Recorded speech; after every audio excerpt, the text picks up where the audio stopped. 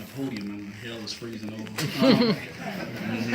For a long time, we thought Ernest was in our family anyway. We were like, look like that. But when I came in here, I halfway thought my dad was gonna be sitting here because I could hear him roll because I wore an orange shirt to his funeral. Because he was a white shirt guy. So I said, "Oh, I'll get him. back." I also want to apologize for an omission in the program.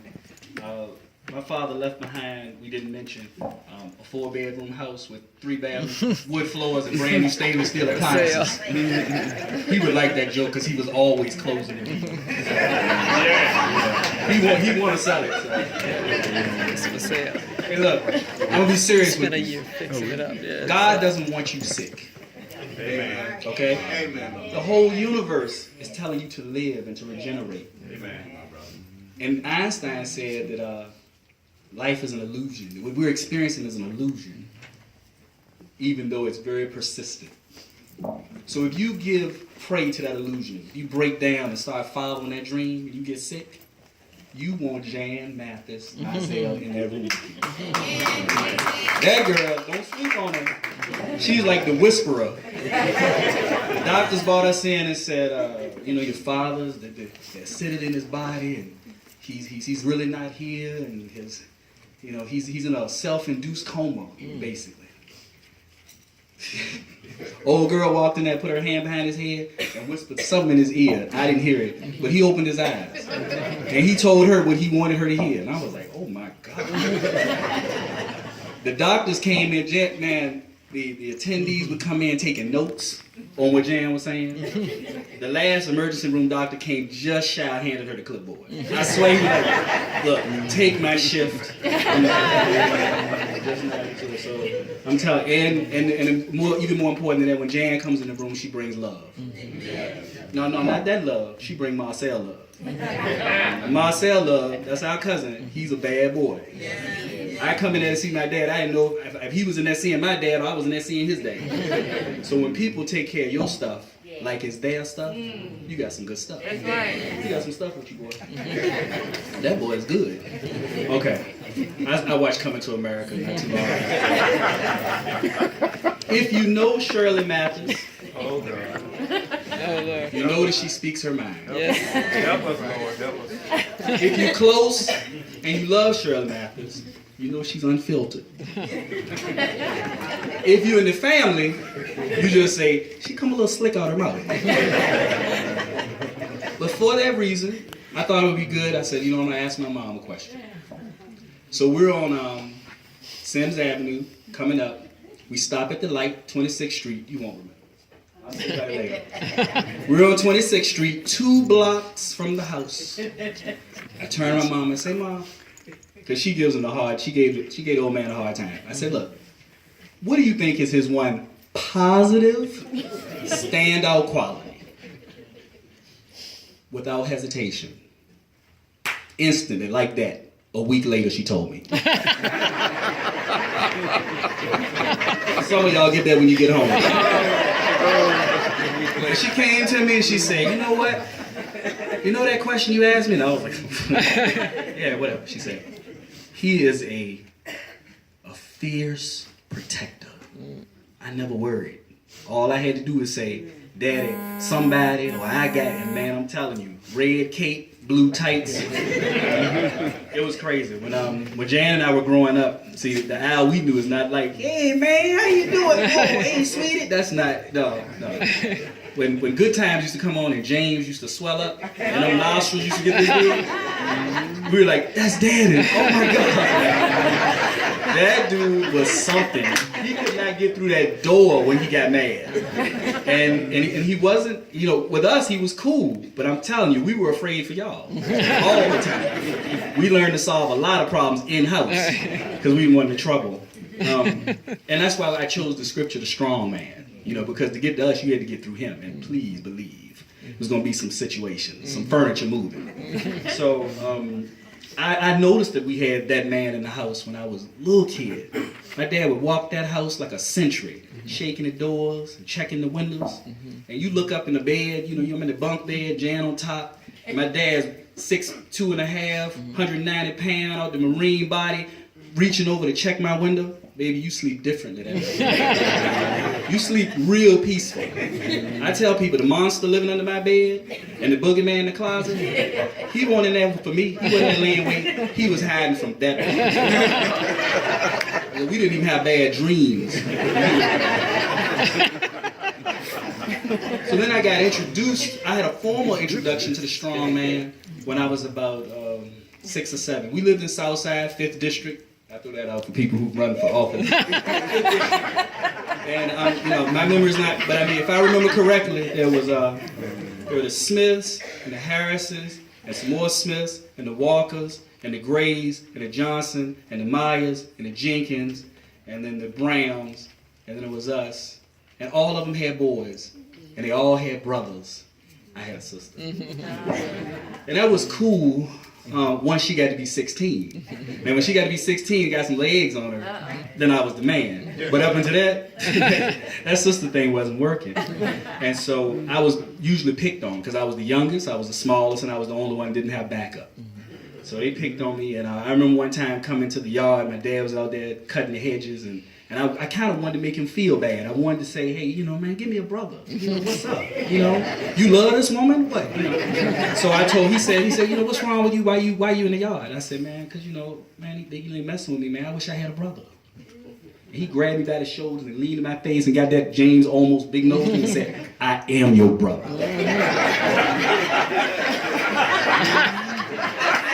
When you're a little boy, you take things literally. You don't understand the parallel. And I was thinking, I said, how can this dude be my dad and my brother? But I wouldn't go ask him. I walked away saying, man, I don't want anybody messing with my brother. So that's how I learned to develop humor, because I said I have to negotiate. I got to be friends with people because you do not want to mess with my big brother. He was not playing at all. So that was my formal introduction to the strong man. And the strong man, he cared about anybody in his circle. And some people who were really his sister-in-laws, my aunts. Oh my God, he was very protective. He loved them, all his sister-in-laws, and especially the single ones when they were single at the time. And I'm gonna tell a story, and I don't want to throw anybody under the bus, so I'm gonna change the name. We're gonna say it's Connie.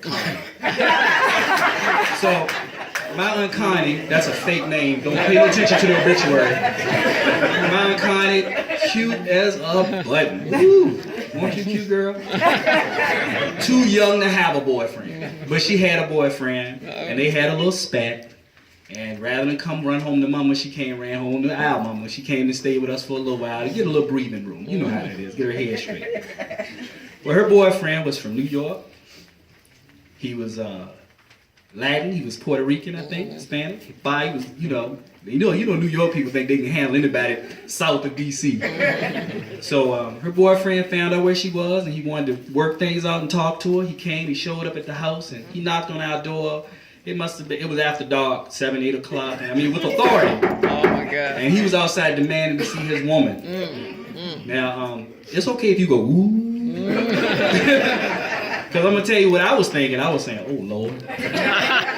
You see, people 7 years old shouldn't be calling on the Lord. But how most people, when someone's outside and it has a threatening kind or an advanced attitude, you feel that person. You think, oh man, what's going on? I hope they don't get in. We were like, we hope this guy Don't get out.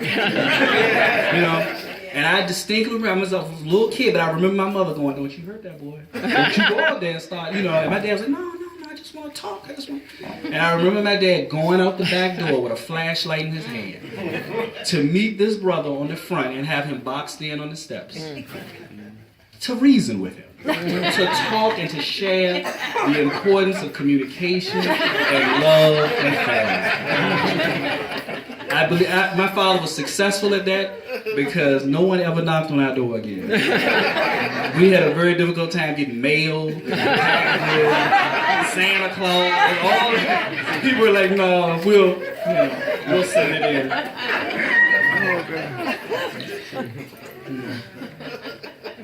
But his love, the strong man's love, didn't just protect women. It didn't just based on action. You could just say something, that he didn't like, and that would be done. Like his brother, my father's the youngest of a brother, and he didn't want to stand in his brother's shadow. And I remember a guy came over one time to the house and said, "Oh man, you Johnny Mathis' brother? Man, that's a good dude." He said, "If you anything like your brother, you a good guy." My dad looked right at him without breaking a smile and said, "I'm not like my brother, but I'm a good guy anyway." No more visits from him. Okay? But don't get me wrong, he loved his brother. He talked very, very fondly of him. And he thanked my aunt for taking care of his brother. And I remember another time a guy said something about my uncle, and they were comfortable, they were joking around, and how guys kid around. And he said something just a little bit off color about my uncle, not too respectful. My dad married that guy. He married him. He came to him in love. He didn't, he wasn't gonna fly off the hand. He didn't start fights. So the guy made his comment, and my dad made his comment, and the guy said, "Oh man, bro, I'm sorry, I didn't mean no harm." And my dad said, "I do." And I was like, "Oh, they married. Okay." So there you go. That's who we grew up with. That's who we knew. And the strong man extended out. I read comic books as a kid, and one of my favorite movies is this movie called Unbreakable. It's an obscure movie with Samuel L. Jackson in it. He's in all of them. And he mentions the mythology of comic books and how they're probably about people we know with just extraordinary gifts, and then they've just been jazzed up and accentuated so that we can enjoy them, as we enjoy them. And 300 and Gladiator, that's this dude. We need to be getting paid because that's this dude. And sometimes he would say, "I'm on my way home, and I'll be there in 15 minutes," but he'd be there in 45. Or he said, "I'd be there in 20, and he'd be there in 38 or something." And I was like, what's going on? And once we started hanging out and I moved from son to friend to partner, I would spend time with him, and I noticed that he wouldn't come home the normal way, the most expedient, A to B. He would drive by your house, and he would drive by Jan's house, and he would drive by his mom's house, and he would drive by everybody's house. He said, "Because I want to see that everything looks the way it's supposed to look." X-ray vision. But you guys were living with the strong man and didn't even know it. He was protecting you. He was on the streets every night looking. So I wanted you guys to know that guy because, that's the one we knew.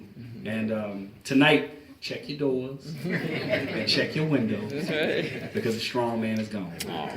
But I'll be on duty on Wednesday.